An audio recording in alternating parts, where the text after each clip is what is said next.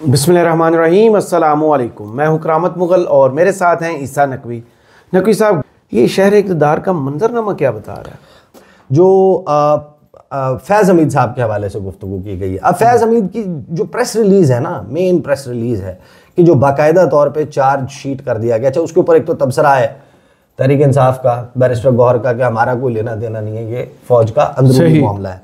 जो पहले दिन स्टेटमेंट दी थी वही आज दी। अब जो चार्जशीट किया गया है ना, उसमें court field general court martial की कार्रवाई में, इसमें दावे तो ये किए जा रहे थे पहले कि नवंबर में जो है वो गालिबन इनको सज़ा सुनाई जाएगी, फिर दिसंबर के बारे में कहा गया और ये टाइमिंग मैच करने की कोशिश की गई। तो जो चार्जशीट किया है या उनके खिलाफ जो चार्ज फ्रेम हुए हैं, उससे तो ये पता चला है कि अब इसके बाद इसका ट्रायल होगा और ट्रायल में फिर नतीजतन उसका, और मेरा ख्याल है कि जब आप इस स्टेज पे पहुंच जाते हैं और ISPR से बयान जारी होता है तो then there is no going back. That means कि आपके पास इतना कुछ है कि आपने फैज़ हमीद को सज़ा सुनानी जी। लेकिन मेरे लिए हैरानकुन बात यह है, बहुत सारे लोगों ने इसके ऊपर दावे ये किए हैं कि बस अब तहरीक इंसाफ, इमरान खान, तहरीक इंसाफ के लोग जो हैं वो आपको फौजी ट्रायल होता, फौजी अदालतों में उनका ट्रायल होते हुए नजर आएगा। लेकिन जब मैं इसको पढ़ता हूँ, इस प्रेस रिलीज को, तो मैं हैरान हूँ कि बड़े बड़े ज़ाहिर के सीनियर सहाफ़ी, ये ज़रूर लोगों की ख्वाहिश है कि ये हो,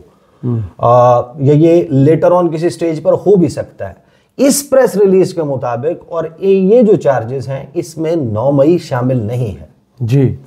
अब आप देख लें, इसमें जो बोला गया है, इसमें बोला गया कि लेफ्टिनेंट जनरल रिटायर्ड फैज़ हमीद के खिलाफ चार्जेस में सियासी सरगर्मियों में मुलव्वस होना है, ऑफिशियल सीक्रेट एक्ट की खिलाफ वर्जियां करते हुए रियासत के तहफ़्फ़ुज़ और मफाद को नुकसान पहुंचाना है। फैज़ हमीद पर चार्जेस में इख्तियारात और सरकारी वसाइल का गलत इस्तेमाल और अफराद को नाजायज़ नुकसान पहुंचाना शामिल है। अब हर एक की अपनी एक्सप्लेनेशन हो सकती है, लेकिन आगे ISPR ने बताया कि मुल्क में इंतशार बेअमनी से मुतल्लिक पुरतशद्दुद वाक़यात में फैज़ हमीद के मुलव्विस होने की अलहदा तफ्तीश भी जारी है। सही, ये भी प्रूव नहीं हुआ। गोया जो चार्जेस लगाए गए हैं उसमें 9 और फिर ये कहा कि पुरतशद्दुद और बेअमनी के वाक़यात में मुतअद्दिद वाक़यात में 9 मई से जुड़े वाक़यात भी शामिल हैं। इन मुतअद्दिद पुरतशद्दुद वाक़यात में मज़मूम सियासी अनासर की इमा और मिली भगत भी शामिल तफ्तीश है। ये वो बात है जो शायद लेटर ऑन किसी स्टेज की है, अब वरना ये ऊपर वाले पैराग्राफ में होती है। तो और ये कंप्लीट हो चुका था ना प्रोसेस पे, ये भी अंडर प्रोसेस है। हाँ, ये अभी वो कह रहे हैं कि अलहदा से तफ्तीश जारी है। तो अगर तफ्तीश जारी है तो इसका मतलब ये है कि अभी तक वो लिंक जो है वो शायद प्रॉपरली इस्टेब्लिश नहीं हुआ, सही, या नहीं किया गया।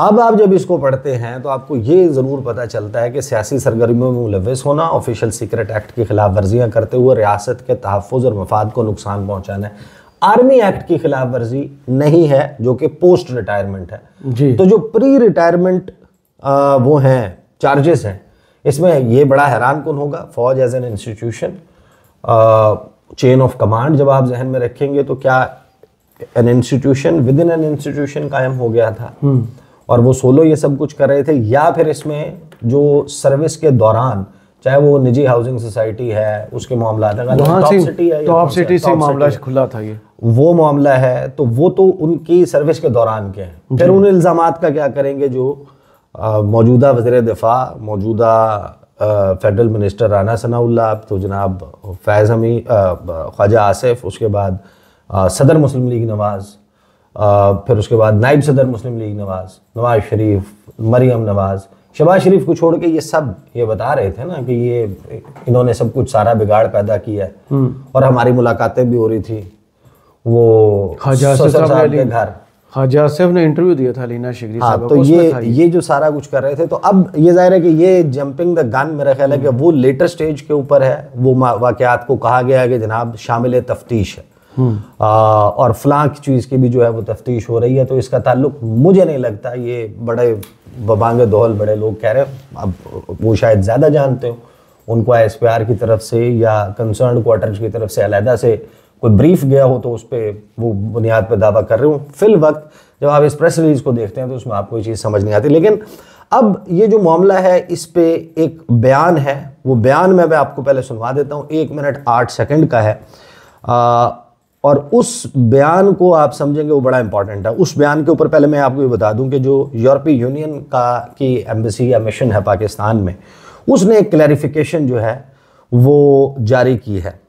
रीना क्योंग का जो उनकी एम्बेसडर हैं, उनका जो यूरोपीय यूनियन पाकिस्तान ने एक ट्वीट शेयर किया था 9 जुलाई 2023 को, जिस वक्त सबसे ज़्यादा ये बात चल रही थी कि मिलिट्री ट्रायल होगा 9 मई के वाक़यात में तहरीक इंसाफ के लोगों का। जी, उस वक्त वो बयान दिया था, वो बयान बड़ा इंपॉर्टेंट है। यूरोपीय यूनियन ने क्या कहा कि जो proposed extension of EU's global GSP regulation means that for now nothing changes, कि जो एक्सटेंशन हो गई है यूरोपीय यूनियन के ग्लोबल जीएसपी प्लस रेगुलेशन की, उसका मतलब यह है कि अभी फिलहाल कोई चीज़ तब्दील नहीं हो रही। Pakistan will continue to benefit from the preferential access to the European market. Pakistan's obligations to maintain the status also remains the same, कि पाकिस्तान पर जिम्मेदारी जो आयद होती है वो अभी भी सेम है। और फिर जो है उसमें ये कहा गया था कि ये पुराना एक बयान है वो जारी कर दिया गया है, और उसमें कहा क्या गया है ये सुन लें ज़रा, मैं आपको बता देता हूँ। A proposed extension of the current regulation for GSP Plus in effect means no change for Pakistan at the moment. It means actually that Pakistan enjoys the same. ये पुरानी है 2023 की। फिर 2023 में इन्होंने क्या कहा था कि ICCPR. The crackdown on PTI and supporters in the aftermath of May 9th certainly is something that we're paying a lot of attention to, and as are the European Parliament and the member states who are the co-legislators in this situation. We also are well aware that international NGOs and experts are looking at this, specifically the issue of the use of military courts and anti-terrorism courts to try those who are being accused. We also are well aware that there's a lively debate here in Pakistan over both of those issues. Now, Pakistan is a state party to the ICCPR, the International Covenant on Civil and Political Rights, which means that Pakistan has agreed that every person has the right to a fair and public trial in a court that is independent, impartial, and competent, and also has the right to adequate and effective legal representation. Access. तो ये मेरा ख्याल है बड़ी clarity है इसमें जो कहा गया है वो कि पाकिस्तान जो है वो पार्टी है, पाकिस्तान ने साइन किया हुआ है International Covenant on Civil and Political Rights जी, और उसके तहत किसी भी सिविलियन का जो ट्रायल है वो एंटी टेररिज्म कोर्ट में हो या मिलिट्री कोर्ट में हो, ये अब उनको मिलिट्री कोर्ट पे एतराज नहीं है।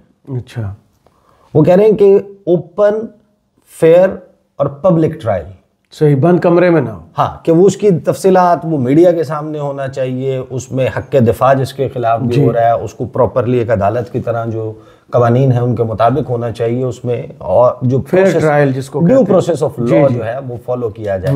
अब ये बात इशारा करती है कि देखें, ये कहना कि ऑल टुगेदर ये मसला एग्जिस्ट ही नहीं करता कि इट विल बी ओके कि आप ये कर लें, मेरा ख्याल है कि यही वो शायद मामला है या मुद्दा है कि जिसके ऊपर जो हुकूमत है उसको ये अंदाज़ा होना चाहिए, या मेरा ख्याल है कि होगा, उनको एडवाइस भी किया वो आपको याद होगा ब्रिटिश पार्लियामेंटेरियन ने खत लिखा था सेक्रेटरी को, और उनकी तरफ से भी उन्हें वजाहत की गई थी कि हमारी अथॉरिटी से बात हुई है, इमरान खान का केस मिलिट्री कोर्ट में नहीं लेके जाए। हाँ, इस किस्म की बरतानिया की तरफ चल रही है, लेकिन मेरा ख्याल है कि अगर ये शायद अपने ऊपर इंटरनेशनली मुसीबत को दावत देने वाली बात होगी अगर आप उसको मिलिट्री ट्रायल में इन तमाम मामलात को ले जाते हैं, क्योंकि वो इंटरनेशनली तो उनको दाखिली लड़ाई का कोई मसला, कोई फर्क नहीं पड़ता ना। हिस्ट्री देखे केसेस की, जैसे हाई कोर्ट में जाकर वो सिर्फ ये देखेंगे कि जनाब ये उठा कर लेके जा रहे हैं और पोटेंशियली इतना नंबर ऑफ केसेस है, वो मिलिट्री ट्रायल हो रहा है, उनके लिए ये है जनाब कि ये वो हो गया, और ICCPR की खिलाफ वर्जी। अब उस सबसे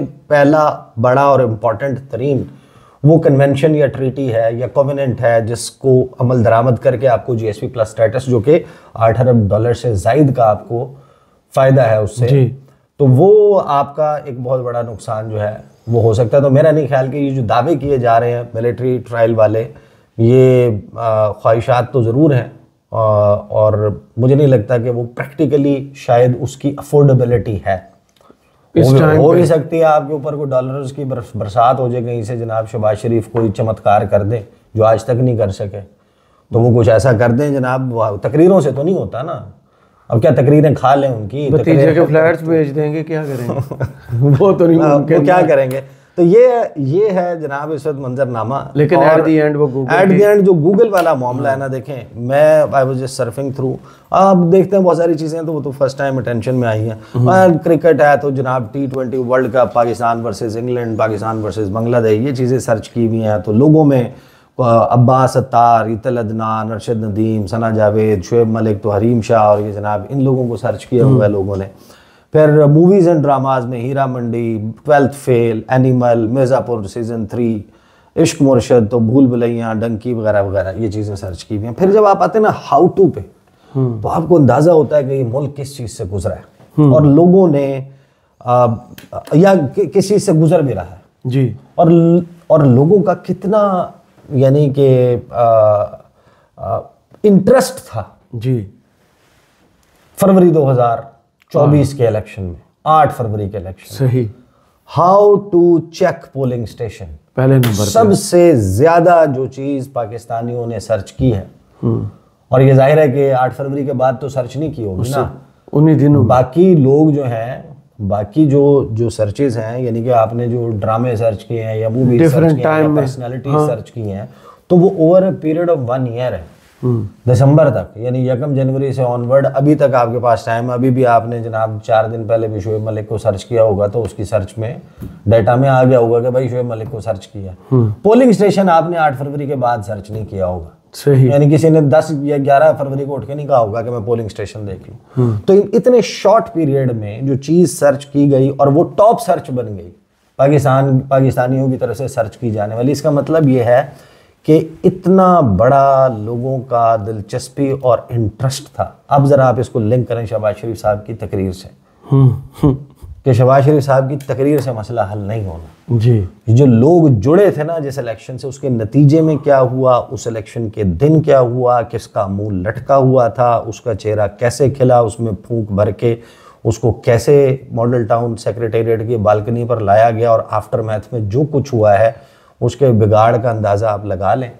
तो अगर आपको ये लगता है कि बिल्ली को देख के कबूतर आंखें बंद करेगा तो बिल्ली गायब हो जाएगी, कबूतर को नजर आना बंद हो जाएगा, सही। आपको नजर आना बंद हो सकता है। मसला जूं का तू मौजूद है, आपको हल निकालना है, आपको इसका एक politically viable solution for everyone, all the stakeholders निकालना है।